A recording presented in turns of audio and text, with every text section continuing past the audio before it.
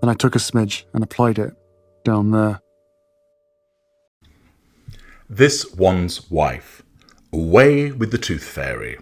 Hello, I'm H.G. Tudor.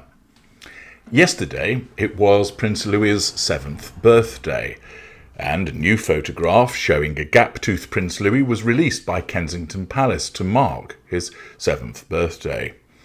The youngest son of the Prince and Princess of Wales appeared in a picture which had been taken in Norfolk earlier this month. The photo was posted on their social media platforms. The picture showed the schoolboy prince smiling, set against a woodland backdrop. The photo was taken by Josh Shinner, who has taken pictures of Prince William and Catherine's family before, including their Christmas card for 2023. There was also an accompanying video clip, which was also put on social media by Kensington Palace, which showed the prince grinning at the camera and jumping off a fallen tree trunk. The photo was posted on social media with the message wishing Prince Louis a very happy 7th birthday, along with a birthday cake emoji. Accordingly, Loose Cannon Louis had his 7th birthday, and as is invariably the case with the children of Catherine and William, a picture is released showing them as they are growing up because people are interested. Now, the fact that William is a normal and Catherine is an empath means that the production of the photograph isn't done for the purposes of asserting control over the audience or drawing fuel. They don't need those things. They are not relevant to them. There is an element of good publicity in relation to the royal family, but it's also done because they want to share their own joy in Louis's birthday, and they also understand that people are interested in members of the royal family, and thus the picture is shared. And young Louis looking very much like his maternal grandfather, Michael Middleton, to my mind. Thus, that was released, and I posted early yesterday on X suggesting how long would it be before we saw some kind of activity from this one's wife for the purposes of seeking to overshadow the birthday of Prince Louis, because this particular narcissist, like any narcissist, cannot stand for attention to be on anyone other than the narcissist themselves. Now, some people have suggested that this one's wife organised her appearance in New York at the Time 100 event to overshadow Prince Louis. I don't think that's actually correct, because the timing of the event wasn't down to her. The timing of the event was down to the organisers, but certainly she wanted to ensure that she was seen. But I doubt that in actual fact her wanting to be seen was done in this instance to overshadow Louis. It would simply be done for the necessity of pursuing control over an audience and drawing fuel from them. There was something far more specific that related to the attempt to overshadow, but actually was more linked to the mirroring that this one's wife engages in. A little later that day, as reported in the supine publication People, this one's wife hopes to be home in time for a major milestone. What could that be? Son Prince Archie's first lost tooth. Well, well, well. This one's wife and Prince Harry's house will be getting a visit from the Tooth Fairy soon. The Duchess of Sussex appeared at the Time 100 summit in New York, but she revealed that she is excited to get home to California as one of her children approaches an exciting milestone. Her 5-year-old son, Prince Archie, is about to lose his first tooth. Well, isn't that interesting? A picture of Prince Louis goes up showing the missing front teeth, and hours later, this one's wife is talking about the fact that she can't wait to get home because Archie is about to lose his first tooth. Coincidence? Possibly, but more likely, given the fact that she is a narcissist, we're witnessing her engaging in the mirroring behaviour that we have seen so many times before. We witnessed just recently her mirroring of Whitney Wolfe Herd with regard to the claim that she had postpartum preeclampsia, because Whitney Wolfe Herd apparently had that. There was mirroring in the second episode, also in relation to her guest. And whilst all human beings do mirror, it's part of the social exchange between them, part of fitting in.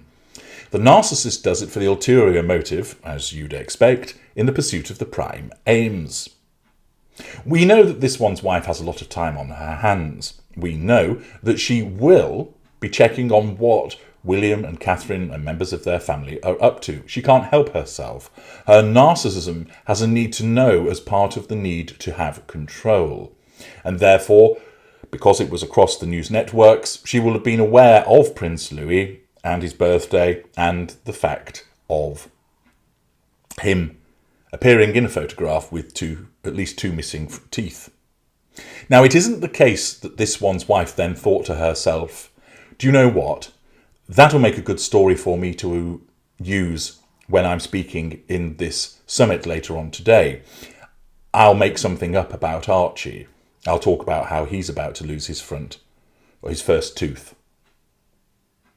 Now, some people have speculated that Archie's rather young to be losing a tooth because he's just 5 years old.